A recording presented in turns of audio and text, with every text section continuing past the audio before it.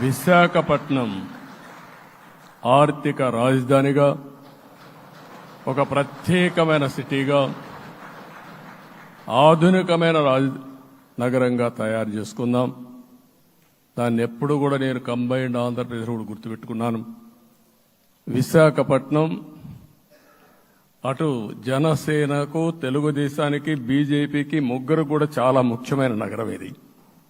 ఎందుకు నేను ఈ మాట అంటున్నానంటే, లాస్ట్ ఎలక్షన్లో 2014లో హరిబాబు అక్కడ ఎంపీగా గెలిచారు.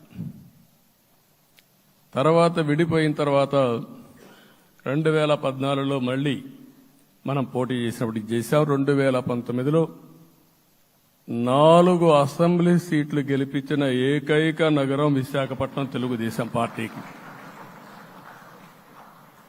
అదే మాదిరిగా ప్రజల్లో గణనీయమైనటువంటి అభిమానం జనసేన అధినేత పవన్ కళ్యాణ్ గారి పైన ఉంది. ఈ 3 కలిపి నిన్న ఒక సునామీ మారిగా వచ్చింది. అక్కడ ఒక్కొక్క సీట్లో మీరు చూస్తే 90,000, 90,000, 70,000, 80,000 మెజారిటీతో గెలిపించారంటే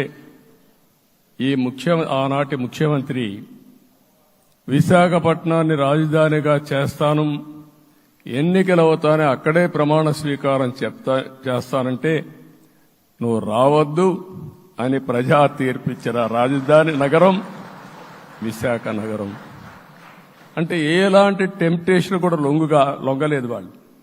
ఇది ఒక అనుభూతి. విశాఖపట్నాన్ని మర్చిపోయే సమస్య లేదు.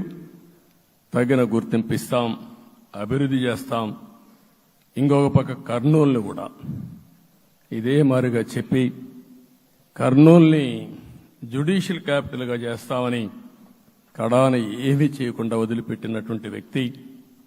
ఈరోజు మీరు ఒక్కసారి గుర్తుపెట్టుకోవాల్సింది, నేను చాలా ఎన్నికలు చూశాను కానీ రాయలసీమలో 1 సైడ్ ఎన్నికలు జరిగాయి. బ్రహ్మాండంగా ఓట్లేశారు. ఓట్లేయడమే కాదు, ఊహించినటువంటి మెజార్టీస్ ఇచ్చారు. ఇది నేను కొంచెం భయపడ్డాను బిగినింగ్లో, కానీ ఊపు చూసిన తర్వాత మాత్రం అనిపించింది అందరూ ఎక్స్పెక్ట్ చేశారు రాయలసీమలో కొంచెం ఇబ్బంది ఉంటుందని. అలాంటి రాయలసీమ తిరుగుబాటు చేసే పరిస్థితికి వచ్చింది. దానికి కూడా మన అందరి మీద బాధ్యత ఉంది.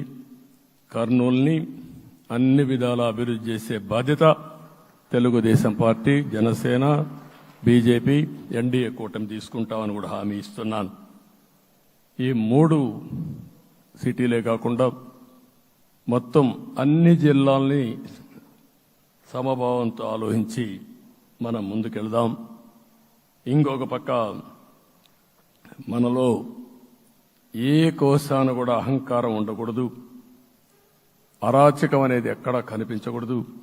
ఈ రాష్ట్రంలో అశాంతికి చోటు అనేది లేకుండా ముందుకు పోవాల్సిన అవసరం ఉంది.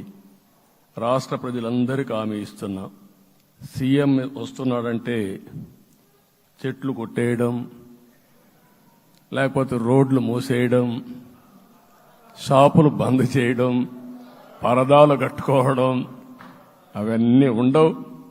సీఎం కూడా ఒక మామూలు మనిషిగానే వస్తా, అందరితో కలిసి ఉంటాం. నేను సీఎంగా ఉన్నా మా మిత్రుడు పవన్ కళ్యాణ్ గారు ఏ హోదాలో ఉన్నది కూడా రేపు అనౌన్స్ చేసుకుంటాం. మేమందరం కూడా సామాన్యమైన వ్యక్తులుగానే వస్తాం మీ దగ్గరికి. మీలో ఒక వ్యక్తిగా ఉంటాం.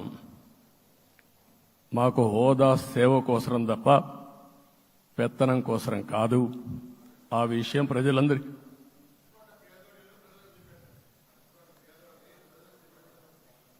అవన్నీ చేస్తాం.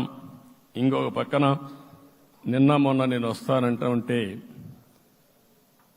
వాళ్ళకు కూడా తెలుసు కాబట్టి ఎన్డీఏ అభ్యర్థిగా అంటే శాసనసభ నాయకుడిగా ఎన్నుకుంటారనే ఉద్దేశంతో, ముఖ్యమంత్రి అవుతాను ఉద్దేశంతో రోడ్లన్నీ కూడా నిలిపేస్తాను. నేను ఒకటే చెప్పాను, మేము వచ్చినప్పుడు ఒక్క నిమిషం ఒక సిగ్నల్కి ఇంకొక సిగ్నల్కి కొద్దిగా గ్యాప్ పెట్టుకోండి. అవసరమైతే ఒక 5 నిమిషాలు లేట్ అయినా మాకు పర్వాలేదు, కానీ ప్రజలు ఎవ్వరికీ ఇన్కన్వీనియన్స్ కలగకూడదని చాలా స్పష్టంగా ఆదేశాలు ఇచ్చాం. కాబట్టి అవన్నీ మనం చేద్దాం. ఇంకొక పక్కన దాడులు చేసి బాధితులపైనే కేసులు పెట్టే పరిస్థితి ఉండదు ఈ రోజు నుంచి. అది కూడా మనం చూశాం. ఏ ఒక్కరి ఆత్మగౌరవానికి భంగం కలగదు. ఒక పాజిటివ్ గవర్నెన్స్ అన్ని చోట్ల కనపడుస్తుంది. ప్రజాహితం కోసమే పనిచేస్తాం. ప్రతి నిర్ణయం, ప్రతి అడుగు ప్రజల కోసమే ఉంటుంది. స్టేట్ ఫస్ట్ అనే నినాదంతో ముందుకు పోతాం.